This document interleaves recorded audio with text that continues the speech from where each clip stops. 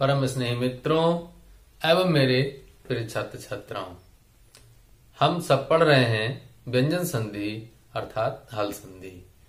इष्टुत्व संधि और इष्टुत्व संधि को पढ़ चुके हैं। आज के सत्र में पढ़ेंगे जसत्व संधि को। जसत्व संधि क्या है, उसका सूत्र क्या है, और एक बात आपको बता दूं, व्यंजन संधि के अंतर्गत सबसे महत्वपूर्ण संधि है जसत्व संधि, जिसको आज आप पढ़ेंगे। तो आइए देर ना करते हुए चलते हैं, जसत्व संधि के विषय में जानते हैं और सबसे पहले उसके सूत्र को समझते हैं। देखिए, झलाम जसो अन्ते। झलाम जसो अन्ते, इस सूत्र को समझाने से पहले हिंदी में समझ लीजिए। पदांत झलों के स्थान पर जस आदेश हो जाता है। पदांत झलों के स्थान पर। अब आपको ये पता होना चाहिए झल क्या है और जस क्या है। यदि आपको झल और जस पता चल जाए तो इस संधि में कुछ भी कठिनाई नहीं होगी। मेरा निवेदन है आपसे कि झल और जस प्रत्याहार हैं और प्रत्याहार पर मैंने कई वीडियो बनाए हैं, आप उन्हें देख सकते हैं। ठीक है, क्योंकि झल और जस को विस्तार से आपको यदि समझना है तो आप प्रत्याहारों को पढ़ लेंगे, देख लेंगे। मैं डिस्क्रिप्शन बॉक्स में लिंक को दे दूंगा जिससे आप सरलता से देख सकें। लेकिन यहां पर मैं आपको बताना चाहूंगा कि झल और जस क्या है, जिससे कि हम संधि को पढ़ा सकें। आइए चलते हैं, अब सूत्र के आधार पर देखते हैं। झलाम अर्थात जलों का जस आदेश हो जाता है। झलों के स्थान पर जस आदेश हो जाता है पद के अंत में होने पर, जसो अन्ते। तो अब देखिए, झल क्या है। झल में चौथा अक्षर, तीसरा अक्षर, दूसरा अक्षर और प्रथम अक्षर प्रत्येक वर्ग का आता है। और आपको बता दूं, ऊष्म जो वर्ण होते हैं स, श, स, ह, ये भी आपके झल प्रत्याहार के अंतर्गत आते हैं। दूसरे रूप में आप इसको समझ लें तो क्या करें, आप अंतःस्थ वर्णों को निकाल दीजिए और अनुनासिक वर्णों को निकाल दीजिए, स्वरों को हटा दीजिए, तो आपके झल बचते हैं। दोनों तरीके से मैंने आपको समझा दिया। अभी आपको फिर दोहराऊंगा। मैंने यहाँ पर कुछ लिखा है, वैसे समझ लीजिए। देखिए, मैंने यहाँ पर झल को समझाने के लिए लिख दिया है प्रथम वर्ण, द्वितीय वर्ण, तृतीय वर्ण और चतुर्थ वर्ण। अर्थात प्रत्येक वर्ग के प्रथम, द्वितीय, तृतीय और चतुर्थ वर्ण आपके झल होंगे। और क्या झल होंगे, आपके तीनों स और ह अर्थात ऊष्म वर्ण आपके झल प्रत्याहार के अंतर्गत आएंगे। तो आप कह सकते हैं प्रत्येक वर्ग का पहला, दूसरा, तीसरा, चौथा वर्ण और ऊष्म वर्णों को झल कहते हैं। ठीक है। अब जस किसे कहते हैं, तो जस प्रत्याहार में जब गढ़ दस अर्थात तीसरा वर्ण जस प्रत्याहार के अंतर्गत आता है। तो झल के स्थान पर जस आदेश हो जाएगा। बहुत ही महत्वपूर्ण संधि है। इसी बात को समझाने के लिए मैंने प्रत्येक वर्ग को, पांचों वर्गों को यहाँ पर लिख भी दिया है, जिससे कि मैं आपको सरलता से समझा सकूं। आइए देखिए, कुछ टुतुपु अर्थात कवर्ग, चवर्ग, टवर्ग, तवर्ग और पवर्ग, पांचों वर्गों को मैंने यहाँ पर लिख दिया है। और यहाँ पर देखिए, पहला वर्ण, दूसरा वर्ण, तीसरा वर्ण और चौथा वर्ण, इन चारों वर्णों को एक घेरा बना करके यहाँ पर लिख दिया है। अर्थात ये झल हैं। क्या है ये झल हैं। पहला, दूसरा, तीसरा, चौथा वर्ण झल कहलाएगा। और इसमें आपसे निवेदन है, आप किसको जोड़ लीजिए, उस वर्णों को जोड़ लीजिए जो कि मैंने यहाँ पर लिखे हैं, स, श, स, ह, अर्थात ये झल कहलाएंगे। यदि आप इन उस वर्णों को शामिल नहीं भी करते हैं यहाँ पर, तब भी आपको संधि के जितने उदाहरण हैं हो जाएंगे, क्योंकि केवल मूर्धन्य षकार के स्थान पर डकार आदेश का उदाहरण मिलता है, शेष के उदाहरण ही नहीं मिलते। अतः आप इतना गौर करे रखिए कि पहला दूसरा तीसरा चौथा अक्षर को झल कहेंगे।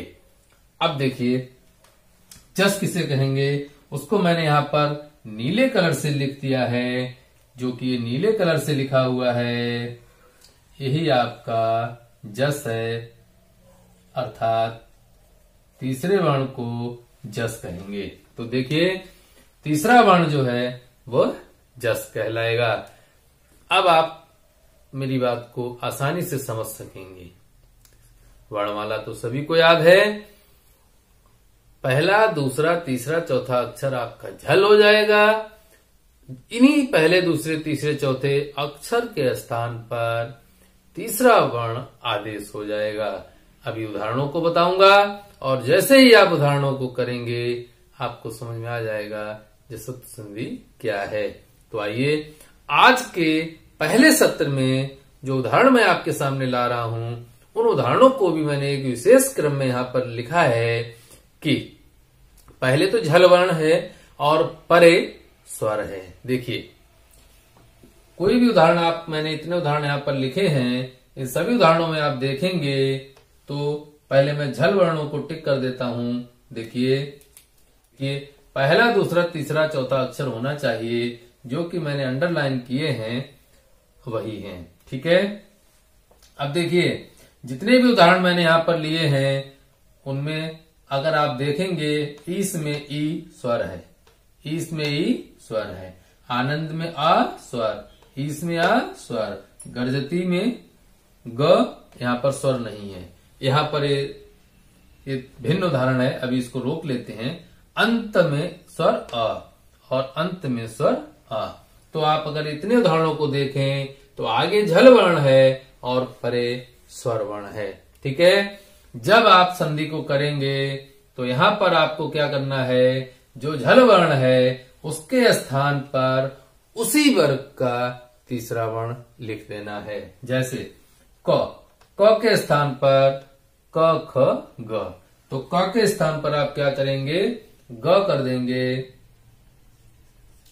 ऐसे कर देंगे ग में हलंत लगा के रखेंगे। और जब दीर्घ ई की मात्रा गा पर आएगी, ई की मात्रा जो है वह गा पर आ जाएगी, तो बंधु ऐसे लिखा जाएगा। और जब आप जोड़ देंगे तो आप आसानी से लिख सकते हैं दिगीसा, अर्थात दिशाओं का स्वामी। इस प्रकार ये संधि आपने कर ली, जसत्व संधि, और देखिए जस आदेश हो गया, क के स्थान पर ग आदेश हो गया। यहाँ पर जाएंगे, यहाँ पर देखिए तकार है और त का तीसरा वर्ण क्या है, त थ द, तो त का तीसरा वर्ण द है, त के स्थान पर द कर दीजिए। ठीक है, त के स्थान पर द करेंगे और परे दीर्घी है तो दीर्घी की मात्रा दा पर लगा देंगे। तब आप ऐसे कर सकते हैं, द ई की मात्रा जब लगाएंगे, जैसे ही स्वर को शामिल करेंगे हलंत हट जाएगा और जगदीशः, जगत का स्वामी। तो इस प्रकार आपका तकार के स्थान पर दकार जसत्व का आदेश हो गया और जसत्व संधि हो गई। इसी प्रकार यहाँ पर देखिए त है, त का तीसरा वर्ण क्या है, द, और त के स्थान पर आप कर दीजिए त के स्थान पर आपने क्या कर दिया, द, तो त के स्थान पर आपने द कर दिया। इधर आपका क्या है, आनंद, तो दीर्घा को दा में शामिल कर दीजिए और बना दीजिए चिदानंद। ठीक है, और उदाहरण हो जाएगा चिदानंद सिद्ध हो जाएगा किस संधि के अंतर्गत, जसत्व संधि के अंतर्गत। इस संधि का सबसे महत्वपूर्ण उदाहरण आपके सामने वाक्धन ईस, और सभी लोगों ने रट रखा है, परंतु परीक्षा में किसी दृष्टि से भी पूछा जा सकता है कि वाक्धन ईसा अर्थात वाग ईसा में किस सूत्र से संधि हुई है। तो आप झलाम जसो अंत्य सूत्र बताएंगे, कौन सी संधि हुई है, तो आप कहेंगे जसत्व संधि। और यदि बागीसा को वह कहता है विच्छेद कर दीजिए, तब आप विच्छेद करेंगे वाक धन ईसह। ठीक है, तो यहाँ पर संधि करेंगे तो क्या कहा जाएगा, क के स्थान पर देखिए, क के स्थान पर ग हो जाएगा, अर्थात जसवर्ण आदेश हो जाएगा। तो आप ऐसे लिख सकते हैं, वाक धन ईसह, और आप जब जोड़ेंगे तो दीर्घ मात्रा ग पर आ जाएगी, हलंत हट जाएगा, बन जाएगा वागीसह। अगला उदाहरण देखते हैं, अच धन अंतः। अच देखिए चा वर्ग का तीसरा अक्षर क्या है, जा। तो चा के स्थान पर आप क्या कर देंगे, ज कर देंगे, और चूका त्यों रहेगा शेष भाग। आ को जब जोड़ेंगे तो जा के अंतर्गत आ जाएगा और हलंत हट जाएगा। केवल हलंत को हटा देना है, आ जा में शामिल हो जाएगा। इस प्रकार बन जाएगा अजंतः। अजंतः अर्थात स्वर अंत में है जिसके, उसे बोलते हैं अजंत, क्योंकि अच को क्या कहते हैं, स्वर कहते हैं। ठीक है, अच धन अंतः बराबर अजंतः। इसी प्रकार सुप धन अंतः। सुप धन अंतः देखिए प वर्ग का उदाहरण है और पा का तीसरा अक्षर है ब, तो पा के स्थान पर क्या हो जाएगा, ब हो जाएगा। पा के स्थान पर ब कर देंगे, बा में हल चिन्ह है तो हलंत लगा के रखेंगे, और अंत में क्या है, अंतः। ठीक है, आ को बा में शामिल कर देंगे, हलंत हटा देंगे और बन जाएगा सुबंतः। आपका जसत्व संधि का एक और उदाहरण बना। इस प्रकार मैंने जितने उदाहरण दिए थे उनमें झल वर्ण के परे स्वर था और झल के स्थान पर जस आदेश हो गया था। एक उदाहरण जो झल वर्ण के परे व्यंजन वर्ण है वो भी यहाँ पर है, उसको देख लीजिए। देखिए जल मुक गर्जती, यहाँ पर देखिए क है तो क के स्थान पर गा कर देंगे तीसरा वर्ण, तो जल मुक के स्थान पर क्या हो जाएगा, का के स्थान पर ग हो गया, और इधर आपका क्या है, जैसा तैसा लिख दीजिए। फिर आप जोड़ेंगे तो स्वर होता तो शामिल हो जाता, स्वर नहीं है तो आपका अलग ही रहेगा।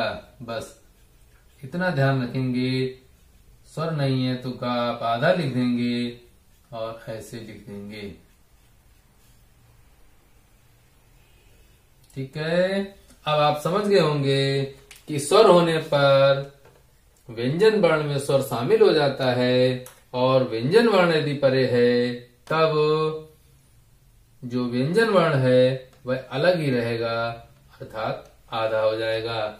इस प्रकार आपने इन उदाहरणों को समझ लिया। व्यंजन के कुछ उदाहरण अर्थात झल वर्ण के परे व्यंजन वर्ण के कुछ उदाहरण मैं और आपको बताता हूं, जिससे आपका और अभ्यास हो सके। बंधुओं, कुछ और उदाहरणों के साथ आपका अभ्यास कराता हूं। देखिए वाक धन देवता, देखिए झल वर्ण का है और का के परे व्यंजन वर्ण है। यहाँ पर भी का के परे व्यंजन वर्ण, यहाँ तकार के परे व्यंजन, यहाँ चा के परे व्यंजन। तो यहाँ पर मैंने झल वर्ण के परे व्यंजन वर्णों के उदाहरणों को शामिल किया है, और आप देखेंगे का के स्थान पर क्या हो जाएगा, गा हो जाएगा। तो आप देखिए का के स्थान पर गा कर दीजिए, शेष ज्यों का त्यों रखिए, और संधि करते समय सावधानी से लिख दीजिए, संधि हो जाएगी वाग देवता। ठीक है, इधर देखो, फिर वाक धन व्यवहारा, का के स्थान पर क्या कर देंगे, का के स्थान पर हो जाएगा ग, और जब आप संधि करेंगे का के स्थान पर ग, और इधर क्या है व्यवहारः, वाक व्यवहारः, संधि हो गई।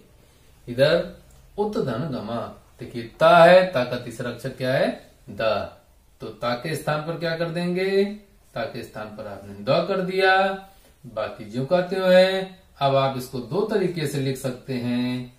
आप ऐसे लिख सकते हैं उद्गमः, और आप इसको ऐसे भी लिख सकते हैं, द के नीचे ग लिख दीजिए और उद्गमः। ठीक है, इस तरीके से भी लिख सकते हैं। अचधन वर्ण, देखिए चा का क्या हो जाएगा, चा के स्थान पर जकार हो जाएगा और ज्यों का त्यों रहेगा। अब आप इसको जब लिखेंगे तो अच के स्थान पर अज हो गया और परे आपके वर्ण है तो अज वर्ण, अर्थात स्वर वर्ण। तो इस तरीके से आपका जसत्व संधि हो रही है। यहाँ पर देखेंगे महत धनेशः, तो तकार के स्थान पर दकार हो जाएगा। देखिए ता के स्थान पर आपने त कर दिया और आपने जोड़ दिया, तो आप कैसे लिखेंगे, इसको भी आप दो तरीके से लिख सकते हैं, अलग अलग करके भी लिख सकते हैं, महदेशः, अथवा आप इसको कैसे लिख सकते हैं, आप इसको लिखेंगे दा में या जब लिखते हैं तो दा और या जब लिखते हैं तो ऐसे लिख देते हैं। ठीक है, तो ये तरीके से आपने लिख दिया। इस प्रकार से महदेशः लिख देंगे, जैसे विद्यालय लिखते हैं वैसे ही। ठीक है, अब सुपधन विभक्ति, यहाँ पर पा है तो पा का तीसरा वर्ण क्या है, बा, तो पा के स्थान पर जस करेंगे, पा के स्थान पर हो जाएगा ब, और जब आप जोड़ेंगे तो आप पा के स्थान पर क्या हो गया है, ब। ठीक है, ब, पीछे क्या है, विभक्ति। अब चूंकि विभक्ति में ईश्वर है तो जो ब है वो उसके अंदर चला जाएगा, और जैसे ही अंदर जाएगा तो आपको इस तरीके से लिखना होगा, ब और विभक्ति। ठीक है, तो पा के स्थान पर बा हो गया, बाकी ज्यों का त्यों शुभ विभक्ति। बहुत अच्छा उदाहरण आपके सामने, जगत गुरु। सभी लोग पढ़े हैं, समझे भी हैं। और ता के स्थान पर दा हो जाता है, ऐसा आज समझ लीजिए कि ऐसा क्यों हुआ, जसत्व संधि के कारण हुआ। और किस सूत्र से हुआ, जलाम जसुवंते से हुआ। तो ता के स्थान पर दा कर देंगे और जब आप जोड़ेंगे तो जगत गुरु।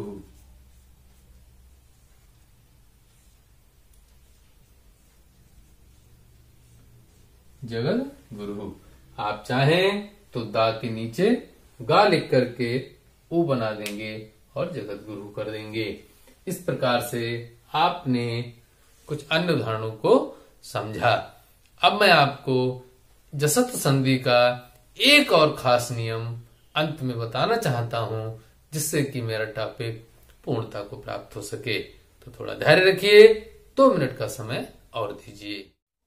मित्रों, जसत्व संधि के जो शेष भाग में मैं आपके सामने लाया एक और सूत्र, झलाम जस झसी।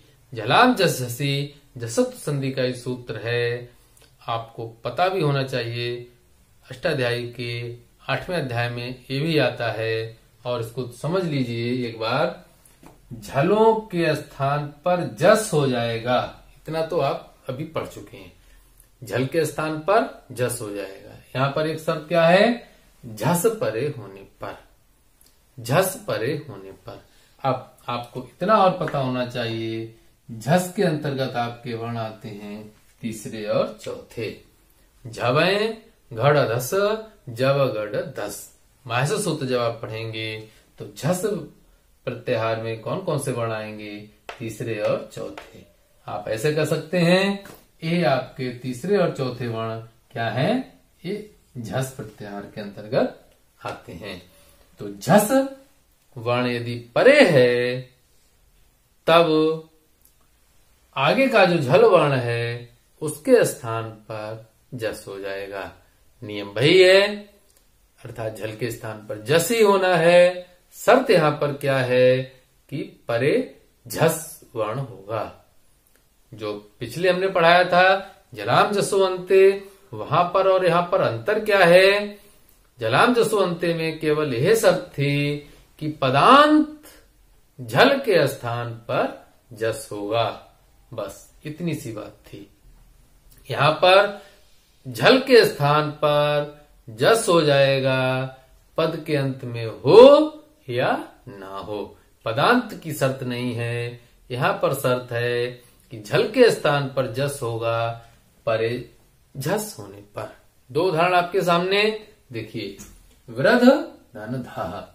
देखिए ये जो सूत्र है ये प्रायः उन उदाहरणों में लगता है, उन संधियों में लगता है जो कि अपदांत हैं, अर्थात पदांत नहीं है। ध अर्थात चौथा वर्ण है, अर्थात ध झस है, तो आगे जो भी झल वर्ण है, देखिए यहां पर कुछ खास बात और आपको कहीं कठिन ना लगे। देखिए ये आपका वर्ण हो गया झस और यह आपका वर्ण क्या हो गया? झल। अब आप कहेंगे यहां भी धा है, यहां भी धा है, ये झस क्यों है, ये झल क्यों है? देखिए बंधुओं, झल के अंतर्गत पहला दूसरा तीसरा चौथा चारों वर्ण आते हैं और झस के अंतर्गत केवल तीसरे और चौथे दो वर्ण आते हैं। तो आप ऐसे भी कह सकते हैं कि झल में तीसरा और चौथा वर्ण शामिल है और झस में पहला दूसरा और पांचवा वर्ण सम्मिलित नहीं है। ठीक है, तो आप ऐसे देख सकते हैं। अब नियम क्या है? झल के स्थान पर जस होगा।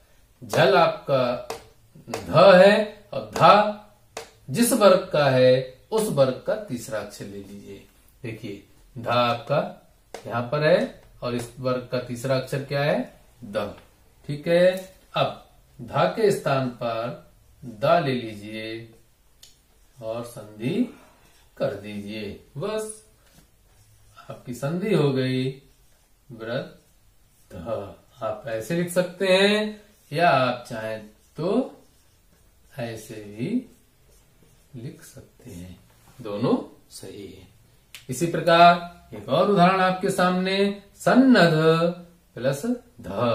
तो यहां पर भी परिझस है और आगे आपका झल है, तो झल के स्थान पर तीसरा अक्षर आ जाएगा द और आप संधि कर दीजिए।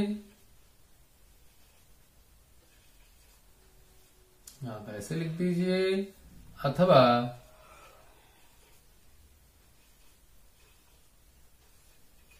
ऐसे लिख दीजिए और आपकी संधि हो जाएगी।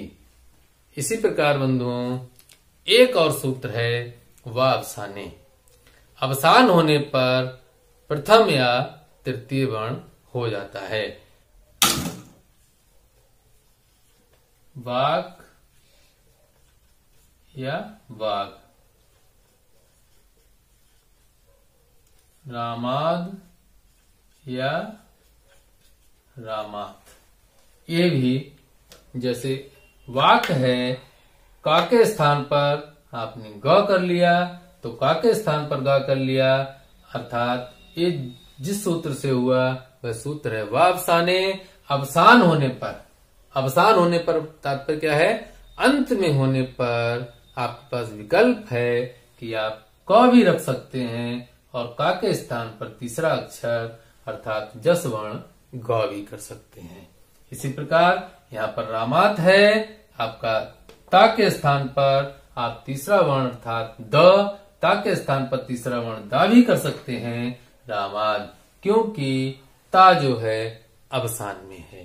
तो ऐसी परिस्थिति होने पर यदि अवसान है, अंत में है, तब आपके पास विकल्प है कि पहला और तीसरा अक्षर आप कर सकते हैं। इस प्रकार जसत्व संधि के जो भी मुख्य बातें थी मैंने प्रयास किया कि सारी बातों को आपके सामने ला सकूं। अब क्या शेष है? अभ्यास शेष है। मैं कुछ उदाहरण आपको देता हूं, आप उन्हें कर लीजिए, क्योंकि यदि अभ्यास करेंगे तभी आप निपुण बन पाएंगे। तो ये रहा आपके लिए अभ्यास।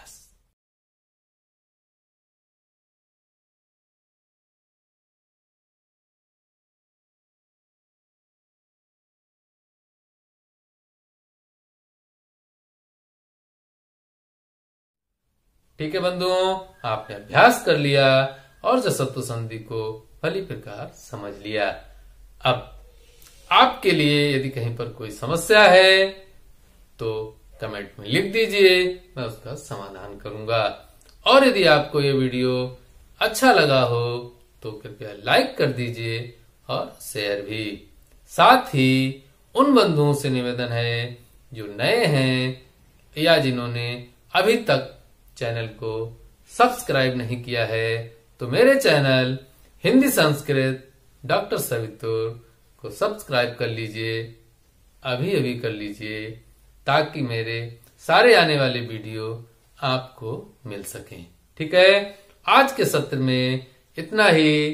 धन्यवाद। नमस्ते समम।